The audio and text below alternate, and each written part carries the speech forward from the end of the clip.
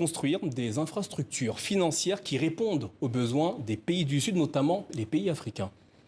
Alors vous avez raison, on avait eu un premier sommet, c'était les images d'ailleurs au début de votre journal, en mai 2021, vraiment dans la crise, sur la réponse d'urgence pour l'Afrique face au Covid et à la fermeture des frontières. C'est à ce moment-là d'ailleurs un engagement de 100 milliards de dollars de droits de tirage spéciaux, cette monnaie internationale avait été pris. C'était la réponse d'urgence. 2 ans après, on se retrouve à Paris en juin pour voir si on peut apporter une réponse plus structurelle cette fois. Globale d'ailleurs, ça ne concerne pas demain que l'Afrique, même s'il y aura beaucoup de chefs d'État africains, et plus structurelle au sens où voilà, il faut construire effectivement les infrastructures, il faut réformer notre architecture financière, nos institutions financières pour aller de l'avant.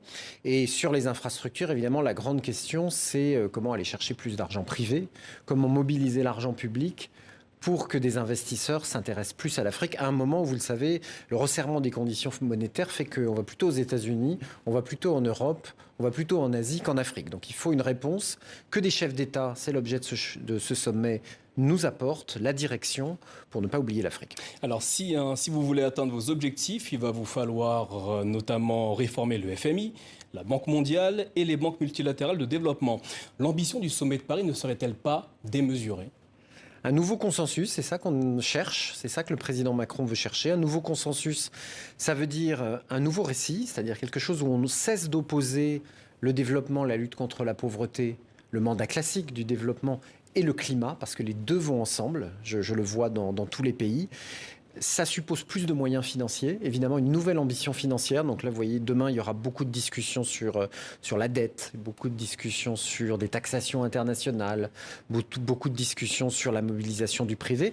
Et puis, ça suppose, c'est votre question, des institutions qui délivrent plus, qui fonctionne plus comme un système. Parce qu'on ne pourra rien faire sans elle. Alors on a lancé en 2020 un mouvement qui s'appelle Finance en commun, Finance in Common, dont l'objectif est précisément de ne pas s'arrêter à la réforme des institutions internationales, mais d'embarquer dans ce mouvement aussi les institutions de chacun des pays. C'est-à-dire en particulier les banques publiques de développement.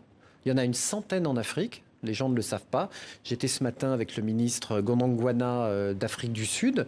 Il y a en Afrique du Sud une banque qui finance les infrastructures, qui s'appelle la DBSA, que nous connaissons bien à l'AFD, que je dirige, que nous finançons, qui est capable de mobiliser le marché financier sud-africain, qui est capable de parler aux maires, qui est capable d'apporter des réponses. Il faut que les institutions internationales, la Banque mondiale, la Banque africaine de développement, l'AFD aussi, se connectent plus efficacement, plus rapidement aux institutions des pays eux-mêmes, parce que c'est eux qui savent faire, c'est eux qui sont capables d'avoir plus de projets amenés au financement international. Rémi-O, vous avez évoqué tout à l'heure le fait de ne pas opposer tous les sujets, alors qu'aujourd'hui, certains dirigeants africains estiment qu'au nom de l'urgence climatique, les Occidentaux s'opposent au développement de leur pays, alors que le continent est un faible émetteur de CO2.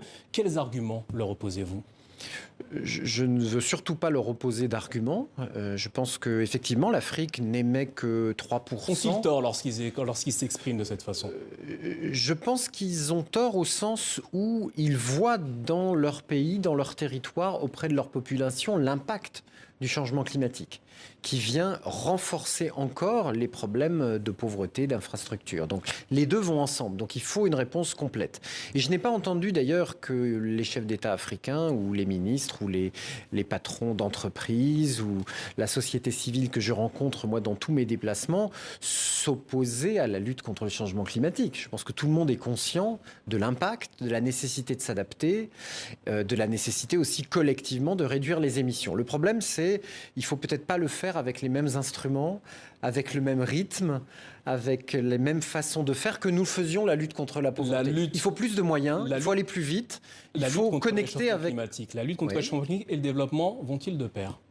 Mais absolument, je pense qu'au contraire, le changement climatique accélère les problèmes de pauvreté, les problèmes d'infrastructure. Les pays africains, notamment, comptent sur les énergies fossiles pour se développer. Oui.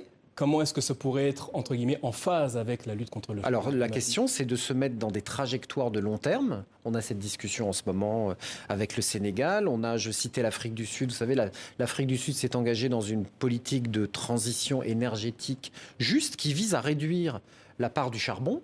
la part des énergies fossiles et à accroître la part des énergies renouvelables dans son mix énergétique. Il n'a jamais été dit que, instantanément, à l'heure H, il n'y aurait plus de fossiles dans le mix énergétique des pays, d'ailleurs des pays européens, comme dans tous les pays du monde.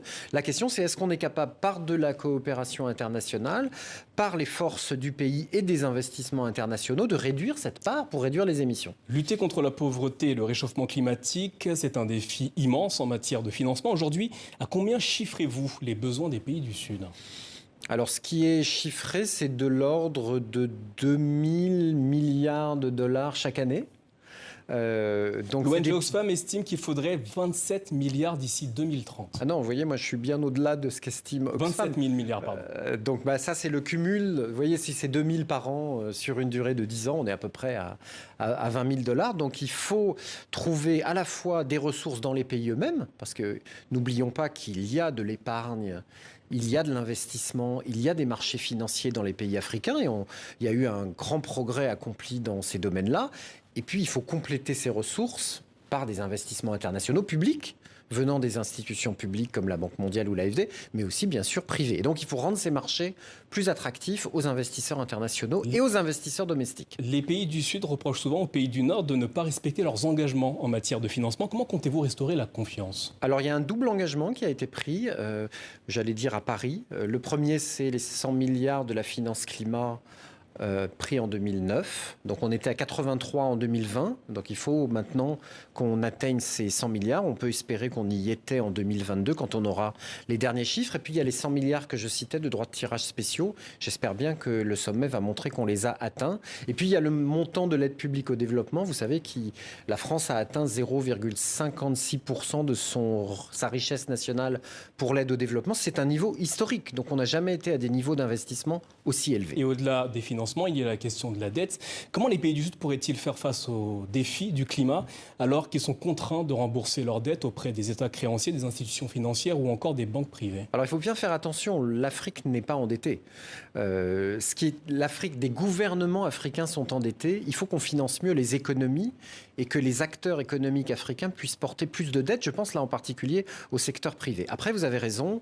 Aujourd'hui, en Éthiopie, en Zambie depuis 2020, au Ghana, on a des pays qui sont dans des situations de stress sur leurs dettes. Et évidemment, la structure de leurs dettes depuis 20 ans a beaucoup changé. Les émergences sont arrivées, la Chine, d'autres qui portent une partie de cette dette. Et puis aussi les marchés financiers qui ont beaucoup financé depuis 20 ans les pays. Donc il faut trouver, c'est plus les mêmes créanciers, il faut trouver des façons.